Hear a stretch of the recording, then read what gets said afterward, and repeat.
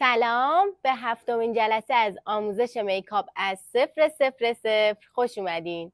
امروز قرار راجع به کانتور صحبت کنیم. 3 مسئله خیلی مهم راجع به کانتور وجود داره. اولیش انتخاب رنگ کانتوره، دومیش جاییه که باید کانتورتون رو قرار بدین و سومیش نحوه فید کردن کانتورتونه. بهترین رنگی که برای کانتورتون میتونین انتخاب کنین رنگ سایه های صورت خودتونه که یه توناژ سردی داره و در کنارش خیلی تیره نیست یا نهایتا میتونه 1 درجه تیره تر باشه. من این رنگ رو برای کانتورم استفاده میکنم که شبیه به سایه های صورت خودمه و خیلی راحت میشه این رنگ ها رو فید کرد روی صورت. دومین مسئله که انتخاب جای کانتور بستگی به فرم صورت شما داره. من توی آموزش‌های اولیه راجع به فرم صورت‌های مختلف صحبت کردم، ولی به طور کلی لازم اینو بدونین که اگر شما میخواین صورتتون کشیده تر به نظر بیاد بهتر از خطهای عمودی تری استفاده کنین، ولی اگر میخواین صورتتون پرتر به نظر بیاد بهتر از خطهای افقی تری استفاده کنین. این خیلی مهمه که بدونین وقتی یه خطی رو برای صورتتون در نظر گرفتین اصولاً خطهای دیگه هم باید توی همون زوایا قرار بگیرن که الان به صورت عملی نشونش میدم. کانتوری که من استفاده میکنم کانتور چربه. ما کانتور چرب رو بعد از کرم پودر استفاده میکنیم، زمانی که هنوز صورتمون رو فیکس یا در واقع خشک نکردیم. ما بعد از خشک کردن میتونیم از کانتور خشک هم برای کانتور صورتمون استفاده کنیم. یه خطی رو از بالای گوش تا کنار لب در نظر میگیریم و خط گونه ما باید بالای این خط باشه. همون جهتی که برای خط کانتور گونه‌مون استفاده میکنیم رو سعی میکنیم همون رو برای فکمون هم انجام بدیم. اگر شما قبقب دارین یا اینکه یه مقدار صورتتون گرده، وقتی از یک زاویه شیبدار استفاده میکنین صورتتون رو کشیده تر به نظر میاره. از روی خط ها میکشم تا ببینین. این خطیه که من برای گوشه صورتم در نظر میگیرم. اگر شما صورت پهنی دارین میتونید این خط رو پهن‌تر در نظر بگیرین تا صورتتون رو کوچیک‌تر به نظر بیاره. زاویه فکم رو میکشم و یک کوچولو از خود فک خودم بالاتر میکشم. این گوشه رو هم تیره میکنم به خاطر اینکه یک کوچولو چونم رو کوچولوتر و مثلثی‌تر نشون بده. خطی که برای گونم هم در نظر میگیرم هم راستا با خطی که برای فکم در نظر گرفتم. اگر شما میخواین صورتتون پرتر نشون داده بشه بهتره این خط رو کمی افقی تر نشون بدین. سرمه جان ای خدا اصل این سمت صورتم رو یه مقدار افقی تر میکشم تا ببینین که اگر صورتتون خیلی کشیده است چطور باید کانتورتون رو انجام بدین. من زمانی که میخوام صورتم رو پرتر نشون بدم یه مقدار خط گونم رو افقی تر میکشم و از خط لبم یه کوچولو بالاتر میارم. صورتم رو گوشش رو خیلی به داخل نمیارم و میذارم پهنای صورتم حفظ بشه و همینطور کانتوری که میخوام برای زاویه فکم در نظر بگیرم هم یه مقدار خطش افقی تره. برای کشیده نشون دادن چشمتون میتونین یه مقدار پشت پلکتون رو به سمت بیرون کانتور کنین. این باعث میشه چشماتون کشیده تر به نظر بیاد و اگر هم میخوایم به سمت بالاتر و گربه‌ای تر باشه میتونین خط رو به سمت بالا بکشین. اگر پیشونی پهن یا بلندی دارین میتونین از بغل یه مقدار از پهنای پیشونیتون کم کنین یا از بالا یه مقدار پیشونیتون رو از خط رویش مو تیره کنین. کانتور ما از خطهای تیره و روشن تشکیل میشه که من الان فقط تیره رو زدم، خط تیرم رو فید میکنم و بعد میرم سراغ قسمتهای روشن. تنها کاری که ما برای فید کانتورمون انجام میدیم اینه که خط و مرزها رو از بین ببریم و ما اصلا قرار نیست که با فید کردن جای کانتورمون رو عوض کنیم، چون اینطوری باعث فقط کثیف‌تر دیده شدن صورتمون میشه. زمانی که ما میخوایم خطها رو از بین ببریم از این خط شروع میکنم. فقط اینو بگم که این قلمیه که من برای کانتور خودم به تازگی انتخاب کردم و خیلی دوستش دارم. قلم کانتور میچانو اسمش 16 زده. حالا میتونین از قلم‌های قدیمی هم استفاده کنین که اینا برای هم کرم پودر بوده هم برای فید کانتور. خیلی مهمه که برای کانتور چرم اینا قلم‌هایی باشن که حجم تراکم بالایی داشته باشن و خیلی باز نشن و پر باشن حسابی. حالا میتونین از هر کدومش استفاده کنین ولی من اینو خیلی دوست دارم. اگه تازه میخواین تهیه کنین اینو پیشنهاد میدم. از این قسمت صافش استفاده میکنم، میذارم روی دقیقاً خط کانتورم و یک کوچولو به سمت بالا میدمش. میبینید این حرکت باید خیلی کم باشه، شاید در حد نیم سانتی متره. خط پایین رو که یه مقدار فید کردم و به سمت بالا دادم، خط بالا رو هم همین کارو میکنم. دوباره اون خط رو میذارم روی خطم و حرکتش میدم. همین، واقعا به همین اندازه کوچولو و ریز ریزه. و بعد میتونین روی خطی که بالا ایجاد کردین یه مقدار ضربه بزنین، یا همینطور پایین روی خطی که فید کردین دیگه فقط ضربه میزنین و اصلا خط رو حرکت نمیدین. برای قسمت پایینی هم همین کار میکنیم. این خط صاف قلممون رو میذاریم روی خط و یه مقدار میدیم به سمت پایین. دور دوم فقط ضربه است و من حرکت خاصی نمیدم. این قسمت هم خطها رو به سمت توی کوچولو، میگم در حد نیم سانت حرکت میدیم. برای قسمت داخلی هم به سمت پایین میکشم. فید کانتور ما واقعا در همین حده. برای چشممون هم فقط حالت ضربه‌ای استفاده میکنیم و روش ضربه میزنیم که یک کوچولو فید بشه. این کار وقتی امکان پذیره که رنگ کانتور شما بیش از حد تیره نباشه. برای این سمت یک کوچولو میدم به سمت بالا و یک کوچولو از پایینش میدم به سمت بالا و بعد ضربه میزنم.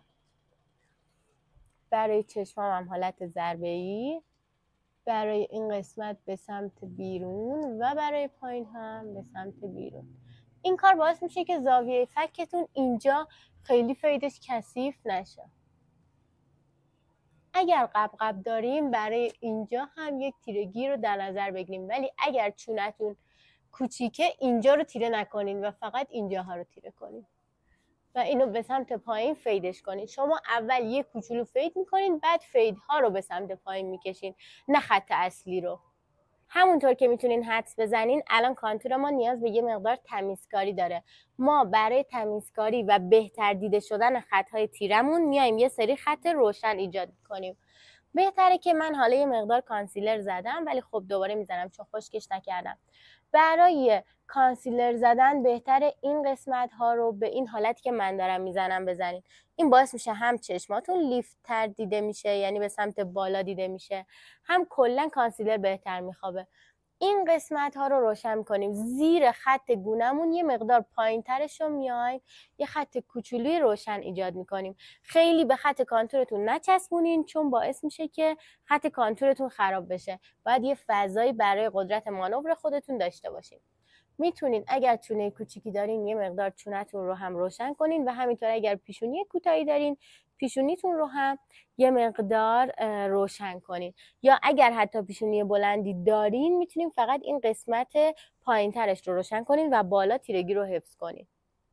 برای کانتور بینی یه مقدار کار ما سخت تره، به خاطر اینکه بینی هایی که خیلی گوشتیان یا خیلی بزرگن کانتورشون واقعا کار سختیه و من پیشنهاد میکنم فقط در همین حد بینی ها رو کانتور کنید. خط وسط رو با یه کانسیلر خیلی کوچولو مشخص میکنیم و حالا اینجا من میام برای کانتور بینی اضافه میکنم. ببینید فقط یه خطی رو این بالای گردالی بینیتون مشخص کنین تا باعث تو رفتگی بیشتر بشه و یه کوچولو زیر بینیتون رو تیره کنین. اگر پره های بینیتون خیلی بزرگه یه کوچولو پره ها رو هم تیره تر کنین. سعی کنین زیاد با کانتور چرب تغییر روی بینیتون ایجاد نکنین، چون اگر خوب انجامش ندین بیشتر باعث بزرگتر دیده شدن بینی شما میشه، یا در واقع بگم باعث میشه که بیشتر بینیتون تو چشم بیاد. برای اینکه خطهای کانسیلر رو فید کنیم بهتره که از پایین تر ضربه هامون رو شروع کنیم و نیاریم خط کانسیلرمون رو زیر دقیقاً چشممون بکشیم. ما قراره یه فضای خیلی کوچولویی زیر چشممون تیرگی خودش رو داشته باشیم. میبینید ضربه ها بهتره از پایین شروع بشن که همونجا یه مقدار کانسیلر فید شه تا باعث چروک زیاد زیر چشم نشه و بعد میایم توی قسمت های درونی به سمت پایین سعی میکنیم فید کنیم و خیلی زیر چشم نریم.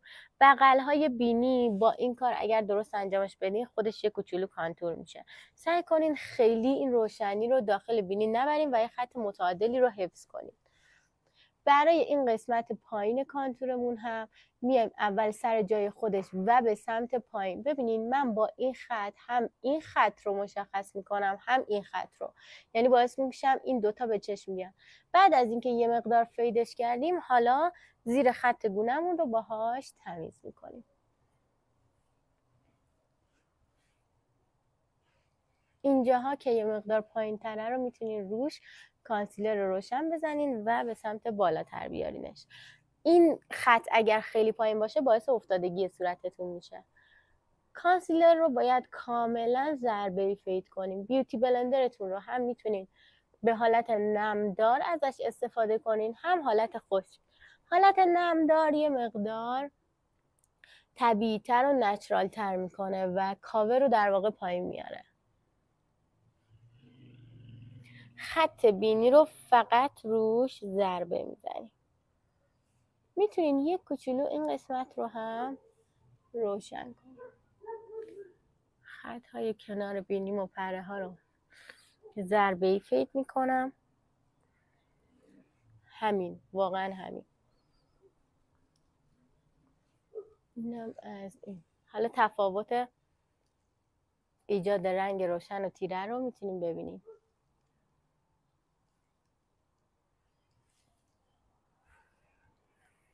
اگر میخواین صورتتون کمی پهن‌تر به نظر بیاد یا صورتتون زیادی کشیده است، خط‌های کانسیلرتون رو به این سمت بیشتر بکشین. این خط‌ها رو هم حتی افقی کنین و همینطور خط‌های اینجا رو.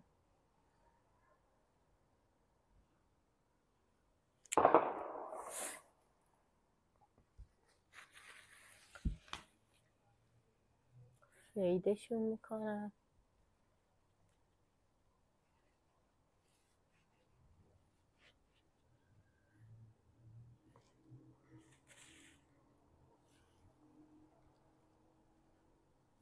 در نهایت وقتی دو طرف کانسیلرتون رو فید کردین بیارین وسط. سعی کنین اون وسط چاله رو پر از کانسیلر نکنین، چون فقط اونجا جمع میشه. اون قسمت عمیق ترین قسمت زیر چشمتونه و خیلی سخت‌تر کانسیلر رو توی خودش نگه میداره.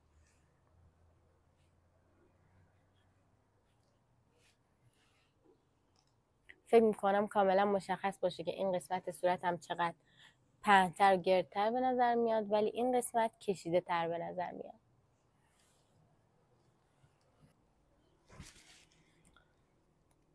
در نهایت شما میتونین با رژگونه زدنتون هم این کار رو تشدید کنین، یعنی کشیده کردن یا پرتر و پهن‌تر نشون دادن صورتتون. این قسمت گونه‌تون میشه سیب گونه‌تون. سیب گونه رو من به صورت کوچولو کوچولو میزنم که خوب ببینید. سیب گونه رو وقتی بیشتر میزنین باعث میشه صورتتون جلوتر به نظر میاد و یک کوچولو پهن‌تر به نظر میاد. ولی زمانی که شما قسمت بالای گونه رو میزنین یه مقدار به کشیده تر شدن گونه‌تون کمک میکنه. حالا من این قسمت فقط سیب گونه رو میزنم که پهن‌تر به نظر بیاد، ولی تو این قسمت دوتاشو میزنم. میتونین فقط قسمت بالا رو هم بزنین، ولی خب من خودم دوست دارم که سیب گونه‌م بالاتر به نظر بیاد. و بعد میتونیم با همین قلم فیدش کنیم. حالا این کار رو شما هم میتونیم با رژگونه مایع انجام بدین، هم با رژگونه جامد. مهم جاشه که بدونین کجا باید زده بشه. ببینین من اینو فقط توی این قسمت فید میکنم.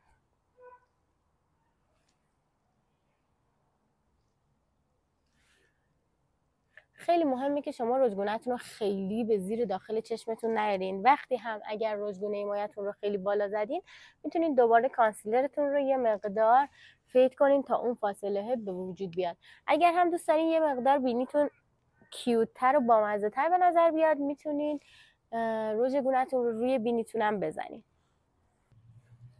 لطفاً سابسکرایب کنین و نظرتونم راجع به ویدیو حتما به من بگین، چون خوندن نظراتتون واقعا خوشحالم میکنه و به هم انگیزه میده که ویدیوهای بعدی رو با سرعت بیشتری آماده کنم. در نهایت بعد از زدن کانتورتون باید صورتتون رو فیکس کنین که این کار حتما با پودر فیکس باید انجام بشه. پودر فیکس های من یه مقدار توناژ رنگی زیادی دارن اونایی که همرامه، ولی بدونین که پودر فیکس هایی که توناژ زردی دارن میتونن کبودی زیر چشمتون رو بهتر کاور کنن، که البته میگم این دیگه خیلی زیاد زرده، ولی خیلی ها هستن که دوست دارن اینو. میاین همونطور که قسمت های روشن اول با پودر فیکس اول قسمت هایی که روشن بودن رو فیکس کنین سر جای خودشون که اون قسمت ها همچنان روشنی خودشون رو داشته باشن. ببینید من حتی با خط پودر فیکس هم کانتورم رو عمیق تر میکنم. سرمه جان، سرمه ای کوچولو